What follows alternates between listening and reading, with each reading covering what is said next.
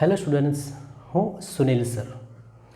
આજે આપણે રસાયણ વિજ્ઞાન વિશે પાયાનું જ્ઞાન મેળવીશું. પરંતુ તે પહેલાં તમને બધાને ખૂબ ખૂબ અભિનંદન કે તમે 10th બોર્ડની એક્ઝામોને સફળતાપૂર્વક પસાર કરી. પાયાના જ્ઞાનમાં શું જોશું આપણે? તો અહીં આપણે રસાયણ વિજ્ઞાનને સમજીશું, જેથી આપણને અગાડીના પ્રકરણો એટલે કે ચેપ્ટરોને સમજવામાં સરળતા રહે. શરૂઆત કરીએ રસાયણ વિજ્ઞાન. રસાયણ વિજ્ઞાન કેમિસ્ટ્રી શું છે? પ્રથમ પ્રશ્ન થશે કે રસાયણ વિજ્ઞાન શું છે. ત્યારબાદ પ્રશ્ન એ થઈ શકે કે આ રસાયણ વિજ્ઞાન ક્યાં જોવા મળે? શું લેબોરેટરીમાં જ જોવા મળશે? અને બીજો પ્રશ્ન એ થશે કે રસાયણ વિજ્ઞાનની જરૂર શા માટે છે? આ ત્રણ પ્રશ્નોનો જવાબ આપણે મેળવીએ. તો પ્રથમ પ્રશ્ન છે કે રસાયણ વિજ્ઞાન શું છે? તો આનો જવાબ પણ તમારી પાસે જ છે. તમે તમારી આજુબાજુ એક નજર મારી જુઓ. શું દેખાય છે તમને? તો તમે કહેશો કે સર અમને બધી વસ્તુ દેખાય છે, થોડી ઘન છે, થોડી પ્રવાહી છે અને હવા એટલે કે વાયુ છે. આ વસ્તુ માટે રસાયણ વિજ્ઞાનમાં જે શબ્દ વપરાય છે તે છે પદાર્થ. તો આ પદાર્થોનું વિજ્ઞાન એટલે રસાયણ વિજ્ઞાન.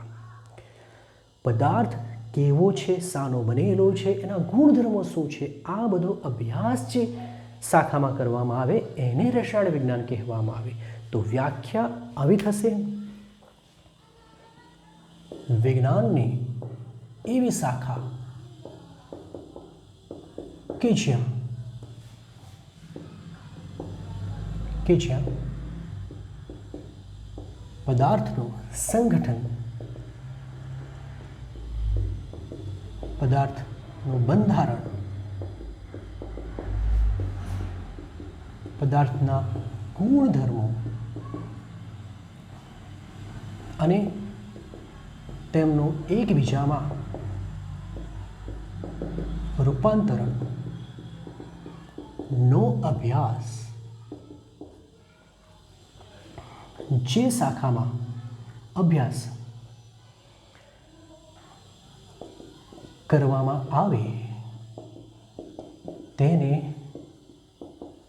રસાયણ વિજ્ઞાન કહે છે. આમ રસાયણ વિજ્ઞાન એ માત્ર ને માત્ર પદાર્થનું વિજ્ઞાન છે. પદાર્થનું સંગઠન શાનો બનેલો છે, કેવી રચના ધરાવે, તેના ગુણધર્મો કયા કયા છે અને પદાર્થ એકબીજામાં રૂપાંતર કઈ રીતે પામે, આ બધો અભ્યાસ એ ક્યાં કરવામાં આવે છે? રસાયણ વિજ્ઞાનમાં. પદાર્થ શાનો બનેલો છે? પદાર્થ નાના નાના કણોનો બનેલો છે. આ નાના કણો શું છે? એ અણુ હોઈ શકે, પરમાણુ હોઈ શકે. તો આમ રસાયણ વિજ્ઞાન એ અણુ કે પરમાણુ, અણુ અને પરમાણુઓનું શું છે? વિજ્ઞાન છે. તો રસાયણ વિજ્ઞાનની વ્યાખ્યા ખૂબ સરળ છે કે પદાર્થનું વિજ્ઞાન એટલે રસાયણ વિજ્ઞાન. હવે બીજો પ્રશ્ન શું હતો? રસાયણ વિજ્ઞાન ક્યાં જોવા મળે? બીજો પ્રશ્ન ઉદ્ભવે કે રસાયણ વિજ્ઞાન ક્યાં જોવા મળે? ઘણા બધા વિદ્યાર્થીઓને એવું હશે કે રસાયણ વિજ્ઞાન માત્ર ને માત્ર પ્રયોગશાળામાં જોવા મળે, પણ એવું નથી. આપણા વ્યવહારિક જીવનમાં પણ રસાયણ વિજ્ઞાન સંકળાયેલું જ છે. તમે પોતાના જ ઘરથી શરૂઆત કરો તો આપણે ખોરાકને પકવીએ છીએ, એટલે કે ખોરાકનું પકવવું. તો ખોરાકને પકવવાની ક્રિયા પણ રાસાયણિક પ્રક્રિયા છે, એટલે એમાં પણ રસાયણ વિજ્ઞાન સંકળાયેલું છે. ખોરાકમાં રહેલો સ્ટાર્ચ ગરમીની મદદથી ગ્લુકોઝમાં રૂપાંતર પામે એટલે ખોરાક મીઠો બને છે. આ ક્રિયા પણ રાસાયણિક પ્રક્રિયા છે, એટલે એમાં પણ રસાયણ વિજ્ઞાન જોડાયેલું છે. બીજું છે ખોરાકનું પાચન. આપણા શરીરમાં ખોરાકનું પાચન જુદા જુદા રસાયણો દ્વારા થાય છે અને એ રસાયણો દ્વારા પાચન થઈને શરીરને પોષક તત્વો મળે છે. શરીરમાં હાઇડ્રોક્લોરિક એસિડ હોય છે, જુદા જુદા અંતઃસ્ત્રાવો હોય છે. આ ભેગા મળી ખોરાકનું પાચન કરે, એટલે પાચનની ક્રિયા પણ રાસાયણિક પ્રક્રિયા છે. બીજું ઔષધો દ્વારા રોગનો ઉપચાર ઔષધો રસાયણો છે અને એ રાસાયણિક પ્રક્રિયા દ્વારા જ રોગનો ઉપચાર કરે છે. તો અહીં પણ રસાયણ વિજ્ઞાન સંકળાયેલું છે. વનસ્પતિ અથવા તો છોડમાં થતી પ્રકાશ સંશ્લેષણની પ્રક્રિયા, પ્રકાશ સંશ્લેષણ બધાને જ ખબર છે, આ પ્રકાશ સંશ્લેષણની ક્રિયા દ્વારા જ છોડ પોતાની વૃદ્ધિ અને વિકાસ કરે છે. આ પ્રક્રિયા ખૂબ સરળ હોય છે. કાર્બન ડાયોક્સાઇડ, પાણી, સૂર્યપ્રકાશ અને શું બનાવશે? ખોરાક. અને ખોરાક તરીકે શું બનાવે? ગ્લુકોઝનું નિર્માણ કરે અને આ ગ્લુકોઝ દ્વારા છોડ વૃદ્ધિ પામે છે. તો અહીં પણ રસાયણ વિજ્ઞાન સંકળાયેલું છે. ત્રીજું, ધાતુઓનું ક્ષારણ એટલે કે ધાતુઓમાં કાટ લાગવાની ક્રિયા પણ રસાયણ વિજ્ઞાન છે. બેટરી એટલે કે મોબાઈલમાં યુઝ થતી બેટરી દ્વારા જે વિદ્યુત ઉર્જા મળે છે એ પણ રાસાયણિક પ્રક્રિયાને આભારી છે. માટે બેટરીમાંથી મળતી વિદ્યુત ઉર્જા. આમ આપણા વ્યવહારિક જીવનમાં બધી જ જગ્યાએ શું સંકળાયેલું છે? રસાયણ વિજ્ઞાન. આમ કહી શકાય રસાયણ વિજ્ઞાન માત્ર ને માત્ર પ્રયોગશાળા પૂરતું સીમિત નથી, પરંતુ વ્યવહારમાં બધા જ સ્થાનોએ રસાયણ વિજ્ઞાન હોય જ છે. ત્યારબાદ પ્રશ્ન ઉદ્ભવે કે રસાયણ વિજ્ઞાનની જરૂર શા માટે છે? રસાયણ વિજ્ઞાન શા માટે જરૂરી છે?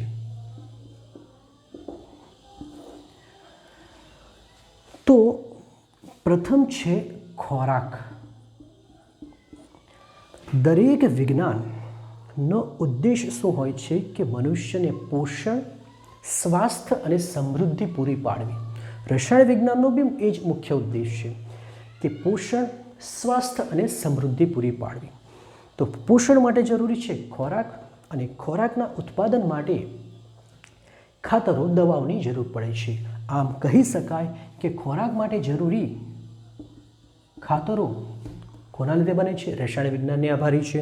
ત્યારબાદ રોગચાળો, રોગ હોય તેનો ઉપચાર કરવા માટે શું જરૂરી? ઔષધો. ત્યારબાદ રંગો,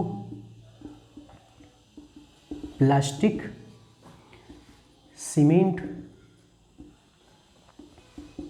કાપડ, ધાતુઓ, મિશ્ર ધાતુઓ. આ સિવાય ક્ષારો, સાબુ, ડિટર્જન્ટ, સાબુ અને ડિટર્જન્ટ. આ બધા પદાર્થોનું નિર્માણ કોના લીધે થાય છે? રસાયણ વિજ્ઞાનને લીધે જ થાય છે. હવે તમે કહેશો કે સર ઔષધો અને ખાતરો તેમજ પ્લાસ્ટિક વડે તો પ્રદૂષણ પણ થાય છે. તો સાચી વાત છે, પણ એનો મતલબ એ નથી કે એ પ્રદૂષણ માટે રસાયણ વિજ્ઞાન જવાબદાર છે. વિજ્ઞાન ક્યારેય પણ પ્રદૂષણ માટે જવાબદાર નથી. જવાબદાર છે માત્ર ને માત્ર મનુષ્ય. આ મનુષ્ય એમનો દુરુપયોગ અથવા તો અતિરેક ઉપયોગ કરી એને પ્રદૂષણનો નોતરે છે. પ્લાસ્ટિક જોવા જઈએ તો મનુષ્ય માટે વરદાન હતું. તમે વિચારો, પ્લાસ્ટિક આપણા જીવનમાં પ્લાસ્ટિક બધી જ જગ્યાએ સંકળાયેલું છે. એના વગર જીવન શક્ય નથી, પરંતુ મનુષ્યનો ઉપયોગ એવી રીતે કર્યો કે આજે ખૂબ જ મોટો પ્રદૂષણનો પ્રશ્ન બની ગયો છે. તેમજ ઔષધો, ખાતરો પણ વધુ પ્રદૂષણ કરે છે, પરંતુ એનો ઉપયોગ અતિરેક કરવાથી. આમ વિજ્ઞાનનો, રસાયણ વિજ્ઞાનનો જો કાળજીપૂર્વક ઉપયોગ કરીશું તો એ મનુષ્યને સમૃદ્ધિ જ પૂરી પાડશે. આ જે પ્રદૂષણો છે એ પ્રદૂષણનો હલ પણ કોની પાસે છે? રસાયણ વિજ્ઞાન પાસે છે. હવે રસાયણ વિજ્ઞાનમાં એવા સંશોધનો થયા છે, એવી પદ્ધતિઓ વિકસાવવામાં આવી છે કે જેના દ્વારા પ્રદૂષણ ઓછું અથવા નિયંત્રિત કરી શકાય, અથવા તો જે પ્રદૂષણ કરે છે તેવા ઘટકોનું વિઘટન કરી શકાય. આવા રસાયણ વિજ્ઞાનને ગ્રીન કેમિસ્ટ્રી એટલે કે હરિયાળું રસાયણ વિજ્ઞાન કહે છે. આનો પણ તમે આગળ જતાં અભ્યાસ કરો છો. આમ રસાયણ વિજ્ઞાન જીવનમાં બધી જ જગ્યાએ સંકળાયેલું હોય છે. કોપી કરી લો.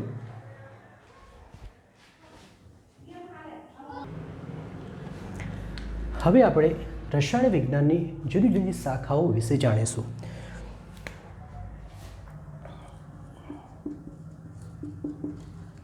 રસાયણ વિજ્ઞાન વિવિધ શાખાઓમાં વહેંચાયેલું છે. સૌથી પ્રથમ અને જૂની જો શાખા હોય તો એ છે અકાર્બનિક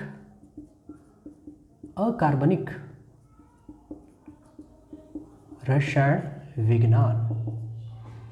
ત્યારબાદ આવે છે કાર્બનિક રસાયણ વિજ્ઞાન. આ સિવાય ભૌતિક રસાયણ વિજ્ઞાન,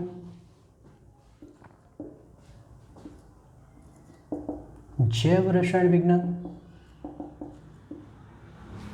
તેમજ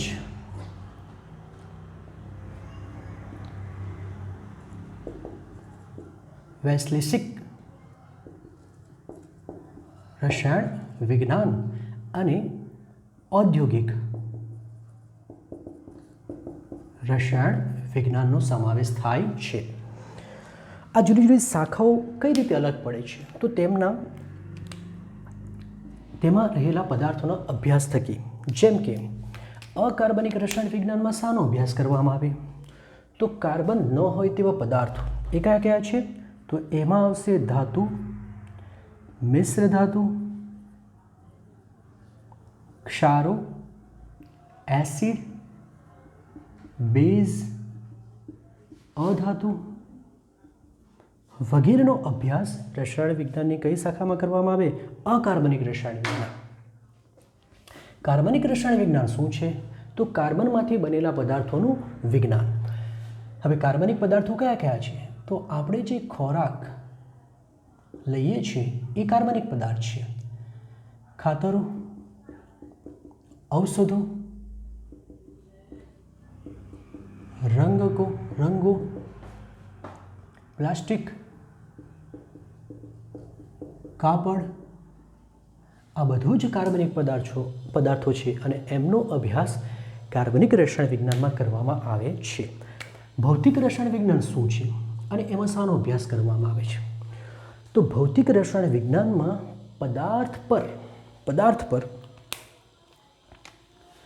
ભૌતિક રસાયણ વિજ્ઞાનમાં પદાર્થ પર પ્રકાશ, વિદ્યુત ઉર્જા અને ચુંબકીય ઉર્જા એટલે કે પ્રકાશ ઉર્જા, વિદ્યુતીય ઉર્જા અને ચુંબકીય ઉર્જાની પદાર્થ પર શું અસર થાય એનો અભ્યાસ ભૌતિક રસાયણ વિજ્ઞાનમાં કરવામાં આવે છે. જૈવ રસાયણ વિજ્ઞાનમાં શાનો અભ્યાસ કરવામાં આવે? તો જૈવ રસાયણ એનો મતલબ જ થાય છે કે સજીવોના શરીરમાં રહેલા રસાયણ. જેમ કે આપણા શરીરમાં જૈવ રસાયણ કયું છે? તો વિટામિન, પ્રોટીન,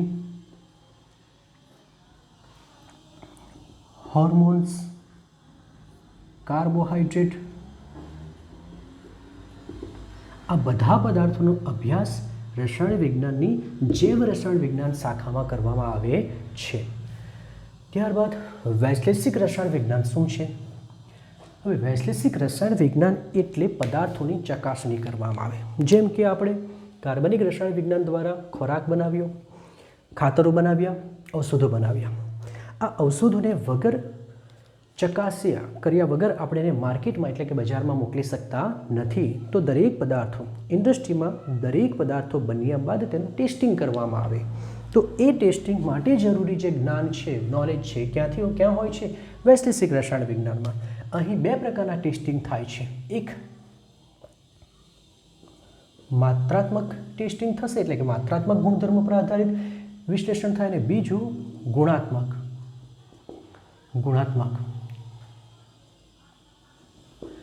ગુણ પર આધારિત એટલે કે ગુણાત્મક વિશ્લેષણ કરવામાં આવે. એટલે બે પ્રકારનું વિશ્લેષણ થાય છે, એક માત્રાત્મક વિશ્લેષણ અને બીજું ગુણાત્મક વિશ્લેષણ. ઔદ્યોગિક રસાયણ વિજ્ઞાન શું છે? નવી કોઈક દવા શોધાઈ હોય, આપણે લેબોરેટરીમાં નવી દવા શોધી છે, નવો રંગ શોધ્યો છે, પણ હવે એનું ઉત્પાદન ખૂબ જ મોટા વિશાળ પાયા પર કરવાનું છે.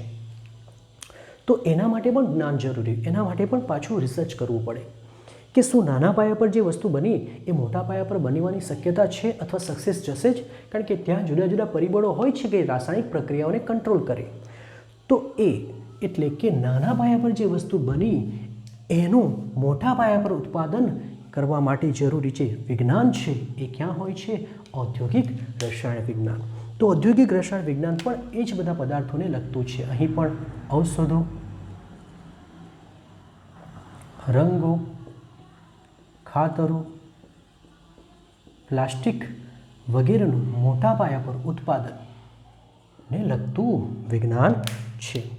તો રસાયણ વિજ્ઞાનની આટલી સામાન્ય શાખાઓ છે. ત્યારબાદ એ એક બે શાખાઓ એકબીજામાં ભળીને ત્રીજી શાખાનો કરે એટલે ઘણી બધી શાખાઓ છે, પરંતુ મુખ્ય શાખાઓ આટલી છે: અકાર્બનિક, કાર્બનિક, ભૌતિક રસાયણ વિજ્ઞાન, જૈવ રસાયણ વિજ્ઞાન, વૈશ્લેષિક રસાયણ વિજ્ઞાન અને ઔદ્યોગિક રસાયણ વિજ્ઞાન. આ બંને એક જેવી લાગે છે, પરંતુ એવું નથી. કાર્બનિક રસાયણ વિજ્ઞાનમાં સંશોધન કરવામાં આવે કે નવી દવા કેવી રીતે બનશે, શામાંથી બનશે, બન્યા બાદ એનું ઔદ્યોગિક સ્તરે ઉત્પાદન કરવા માટે ઔદ્યોગિક રસાયણ વિજ્ઞાનની જરૂર પડે.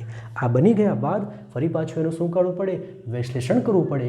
એ દવા જે બની એમાં કોઈ હાનિકારક પદાર્થો તો નથી ને, એ મનુષ્ય માટે કેટલી ફાયદાકારક છે, એ બધી ચકાસણી વૈશ્લેષિક રસાયણ વિજ્ઞાનમાં કરવામાં આવે છે.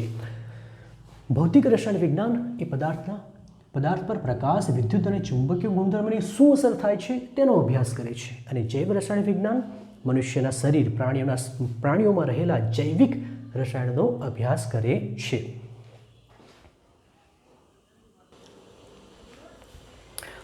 હવે આપણે પદાર્થ જે નાના કણોનો બનેલો છે, જેને પરમાણુ કહેવામાં આવે છે, એના વિશેનું પાયાનું જ્ઞાન મેળવીશું. તો પરમાણુ શું છે? પરમાણુ એટલે શું? તો પદાર્થ જે નાના નાના કણોનો બનેલો છે તેને પરમાણુ કહે છે. પદાર્થ જે નાનામાં નાના કણોનો બનેલો હોય છે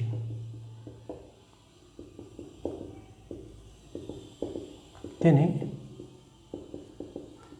પરમાણુ કહે છે.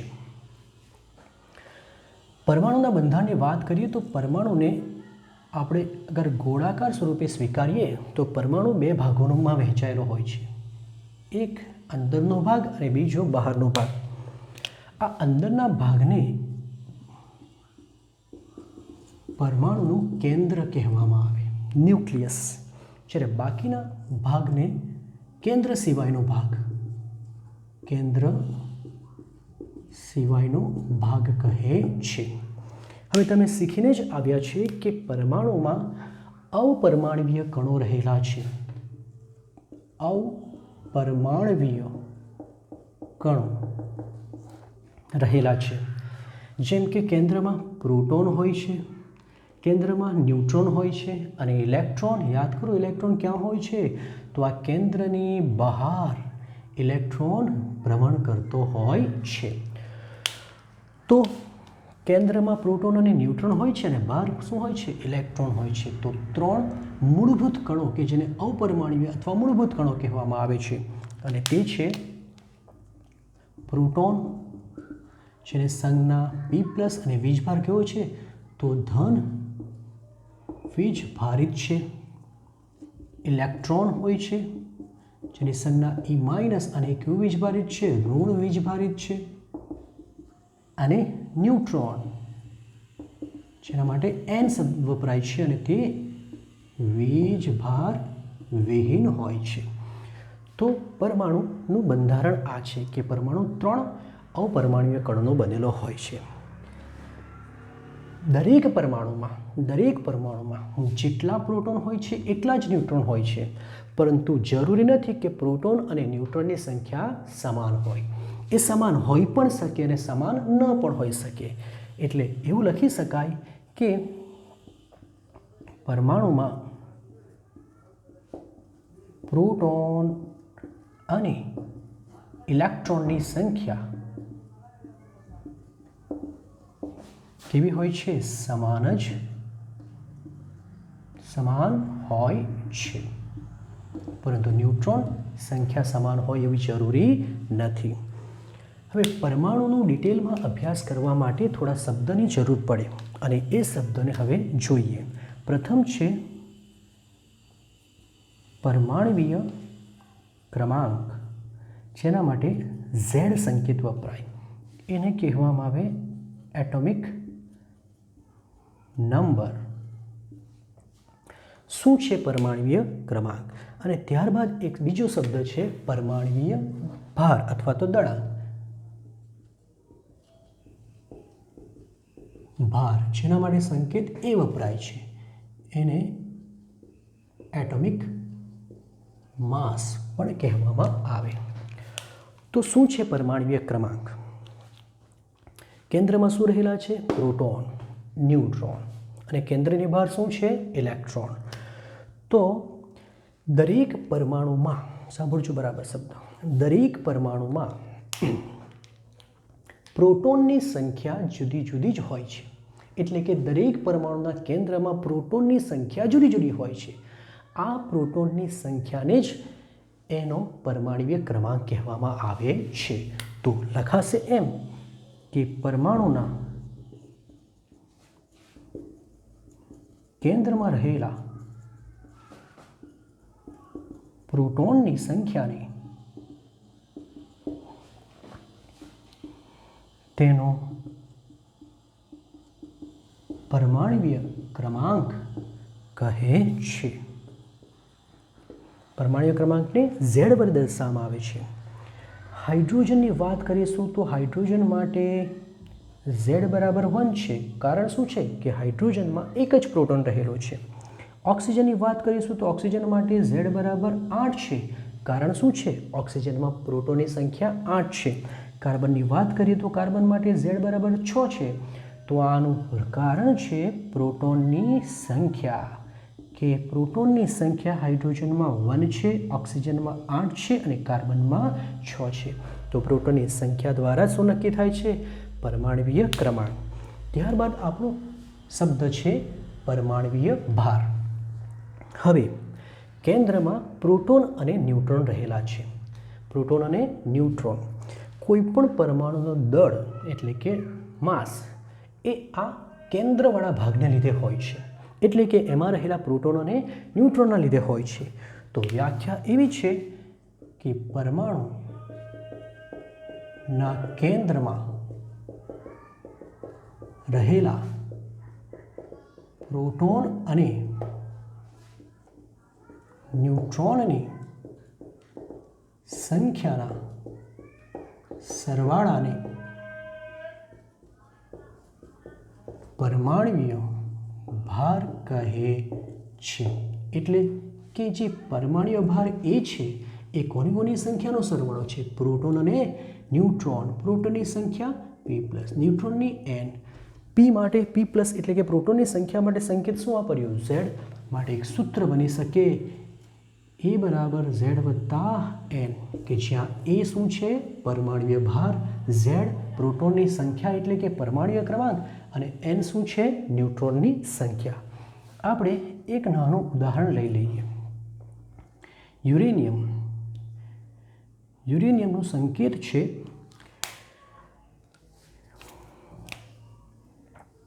-92 અને 235. કોઈપણ તત્વને આ રીતે સંજ્ઞામાં લખવામાં આવે. નીચે જે હોય છે એ હંમેશા પરમાણુ ક્રમાંક જ હોય છે અને ઉપર જે હોય છે તે પરમાણુ દળાંક હોય છે. આપણને અહીં શોધવા શું કહેશે કે યુરેનિયમમાં પ્રોટોન, ઇલેક્ટ્રોન અને ન્યુટ્રોનની સંખ્યા શોધો. આવો ક્વેશ્ચન હોય તો કઈ રીતે સોલ્વ કરીશું? ફરી પાછા નીચે શું હોય છે? પરમાણુ ક્રમાંક. એટલે કે z બરાબર તો કેટલા મળી ગયા? 92. તેમજ a બરાબર કેટલા આપેલા છે? 235. હવે z શું છે? z એટલે તો પ્રોટોનની સંખ્યા. તો આપણને પ્રથમ જવાબ મળી ગયો. પ્રોટોનની સંખ્યા કેટલી આવે? z જેટલી જ હોય છે, એનો મતલબ કે 92. બીજું, અહીં જેટલા પ્રોટોન હોય એટલા જ ઇલેક્ટ્રોન હોય, માટે ઇલેક્ટ્રોનની સંખ્યા કેટલી મળશે? ઇલેક્ટ્રોનની સંખ્યા પણ 92 થશે. પરંતુ ન્યુટ્રોનની સંખ્યા સમાન હોઈ શકે, સમાન ન પણ હોઈ શકે, અને એ આપણને આ સૂત્ર પરથી મળશે. ચલો, એ માંથી જો z ને માઇનસ કરી દઈએ તો n મળી જશે. માટે